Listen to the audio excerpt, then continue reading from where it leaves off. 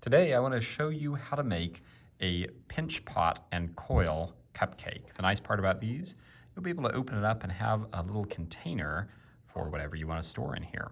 So let's jump right in.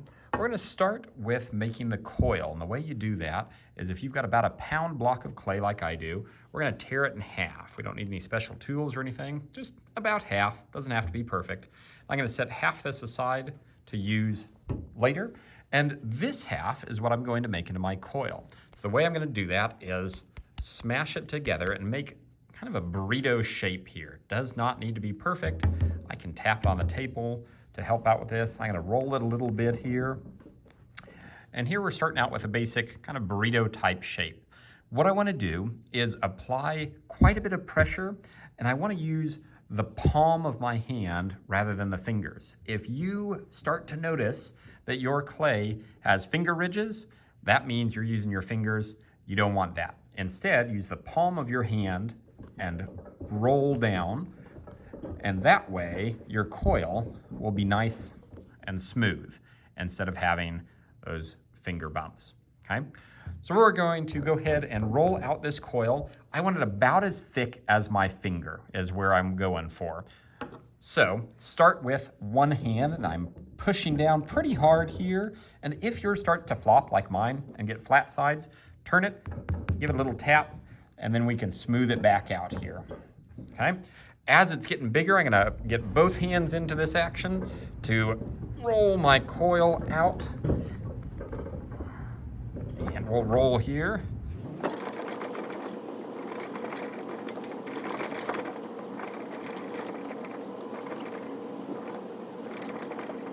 Okay, I've got a coil that's about the width of my finger. It's a little bit smaller, about like my pinky. For you guys, it'll be about your finger. Does not need to be perfect, we just want it close. So we're gonna take this coil and we're gonna roll it up to make the frosting. So we'll just start by making a circle, and then I'm going to slowly wrap this around and around and around. And if I find out like this, whoops, I've got a big hole here, all that tells me I need to make a little tighter coil wrap. And so I'm just going to carefully pull this in a bit tighter.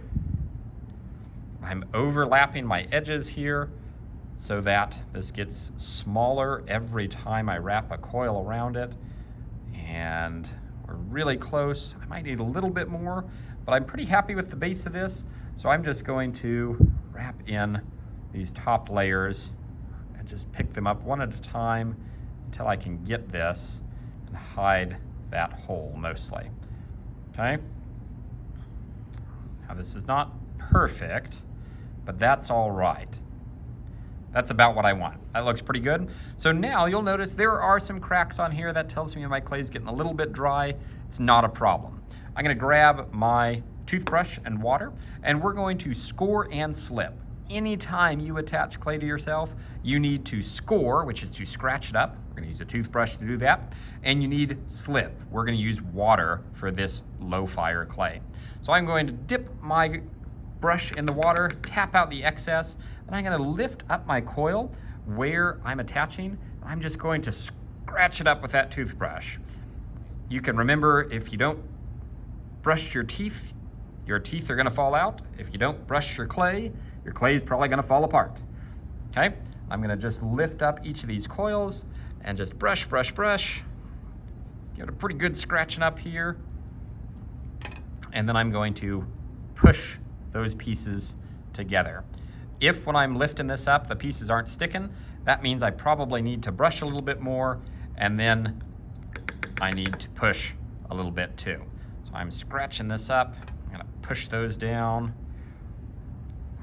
Now I don't wanna push so hard that I crush my coils, because then this just isn't gonna look as good, but I do wanna press hard enough that everything sticks together. It's kind of that fine balance. About like that, okay? I know that things are gonna work when my coils aren't falling apart here, okay? So now I'm gonna go through and touch up some of these spots. If I notice a hole like this, I'm just gonna go through and push that back together a little bit and just gently tap on those. This gap, I'm not gonna worry about it too much yet. What I am gonna do is just kind of slide my finger over it and push this down. And if I get a little bit extra, that's okay. And I wanna blend this clay together, okay? All right, now I've still got some cracks. I'm not gonna worry about those yet because what I need to do is flip this over. I'm gonna hold it gently in my hand so I don't smash it. And I want to smooth out all of these coils inside. So while I'm gently holding it here to keep everything together, I'm just gonna push on the inside, being careful not to smash everything flat. And I'm gonna smooth together these coils inside my cupcake, okay? I don't wanna be able to see the coils on the inside. This is one more step of our coil construction that just helps everything stay together and stay strong so your coils aren't gonna come apart. Remember, if you're too aggressive on this, it will smash to the outside of your coils. So push hard, but not too hard. You'll kind of have to find the right pressure for you.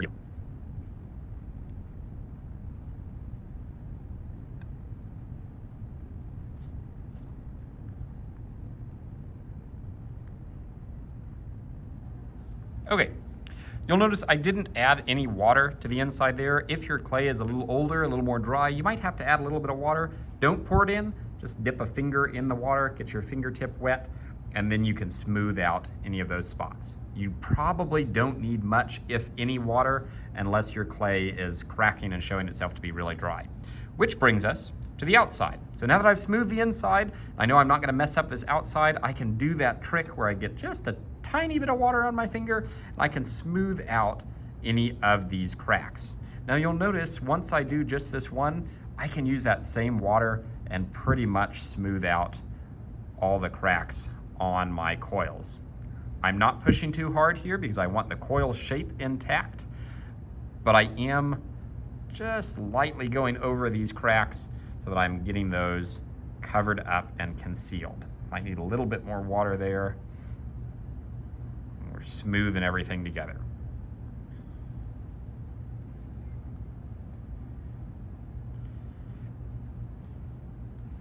Okay, now my coils need to sit just right on top of my cupcake. So the way I'm gonna do that is I need to flatten this. I'm gonna very gently tap, tap, tap.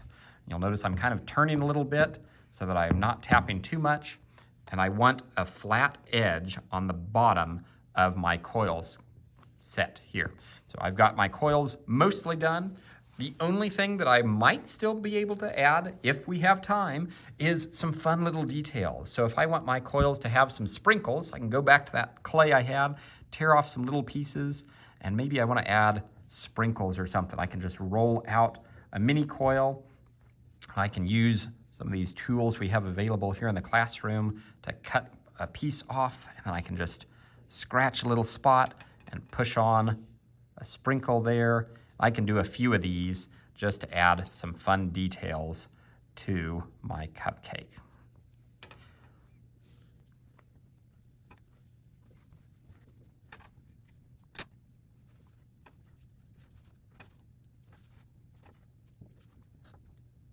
If you want to add a slightly bigger detail, you may, like if you want to put a cherry or a candle or something on top, do be careful that when you're adding details, you don't want them to be too small or to stick up too much. So I'm just gonna add one little ball on top here. I'm gonna get just a little bit of water, and remember, brush where I want it to attach so it's scoring, which is another way of saying scratching. Slip is the water, and then I'm gonna apply some pressure to attach that, and then I can shape that ball the way I wanna be. Pretty happy with the top of my cupcake there, so I'm gonna set this to the side so that we can work on the base. The way we're gonna make the base is a pinch pot. So the first step to make a pinch pot is to make this into a ball, okay? So we're gonna make it into a rough ball shape here. Then I need to give my ball a belly button. So I'm gonna take my thumb, push it in right here, not all the way through, give it a belly button. Then I'm gonna use my quacker, which is all 4 fingers. Think like a duck. You don't want it to be a chicken where you pinch things too tight, more of a duck with a bill, quack, quack. And I'm gonna use those 4 fingers to pinch the outside of my pot while my thumb is holding in place. So I'm pinching, pinching, pinching. I'm turning my pot as I pinch so that it's getting larger and it's expanding out. And I'm pinching along the bottom also so that all the sides are the same. I want this whole thing to be about as thick as my finger. So in a little bit, we're gonna do a finger check and make sure that that's the case. Here we go, pinch it out. If I'm wondering how big do I need to make this, I'm gonna grab my top of my cupcake and say, well, it needs to be big enough to hold that. So that looks about perfect. I'm actually gonna pinch mine back in a little bit because I got too wide on my pinch pot. So then I need to do the final checks for my pinch pot. I have made a ball, a belly button. I've used my quacker to squeeze and pinch those outside edges. I want to check the bottom and make sure just by feeling it between my fingers that that's about the same thickness as the walls. I do still have some cracks and stuff. We're not worried about those yet. Okay? Then I'm going to do a finger check. For me, it needs to be my pinky because I have larger fingers. For elementary, an index finger would work as well. And you want the outsides all to be about as thick as that finger. If they're too thin, squeeze it back in and make those walls thicker. If they're way thicker than your finger, you probably need to pinch a little bit more. Then we're gonna do that tap, tap, tap, because right now we have a roly-poly bottom here. So we're gonna gently tap, tap, tap so that it stays in place. And then I'm gonna tap, tap, tap along the top also so that my cupcake has a place to rest for the frosting.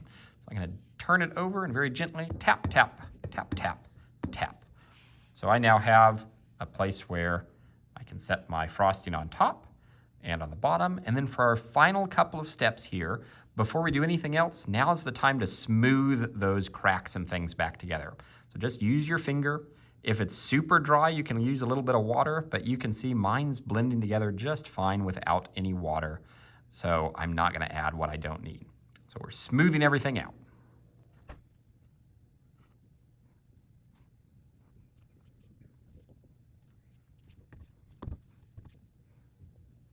Okay, so my pretty much final step, once I've got everything smoothed, you noticed I did another tap, tap, tap just to make sure everything is flat in the way I want it. Now I want to add a little bit of texture so that my cupcake looks like it's got a cupcake wrapper or something down there. So I can do that with a couple of different tools. You could use our kitchen utensils, our forks and knives and such, and just use a piece that has a flat edge. You could use our skewers and the round part of that, or a mixture of both, and you can make this look like what you want it to. I like to start with the smaller pieces, and I don't want to cut through, so I'm going to use the back of my knife here, and I'm just going to make a few texture marks. And then once I've gone around and made all these, I'm going to follow it up with the skewer to make some of those lines a little thicker than others.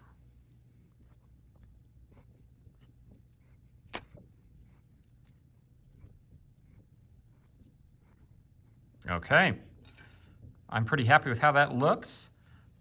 One final tap check to make sure everything's flat. And then my last step is put your name on this. You may think it looks just like yours and no one else will know or confuse it, but once it goes in the kiln and it's been a couple of weeks, you will forget whose it is. So I'm gonna put my initials. I'm gonna say BE for Brad Emery. And then my grade level. So in this case, we're doing this with 4th grade as I'm making this video. So I'm putting in a 4th, okay? Brush off any extra, make sure I can read it. Then I'm gonna do the same thing in the top of my cupcake. BE for my initials, and then a 4 for 4th grade. I'm gonna set that on top, and now this is my cupcake finished and ready to dry so that it can go in the kiln.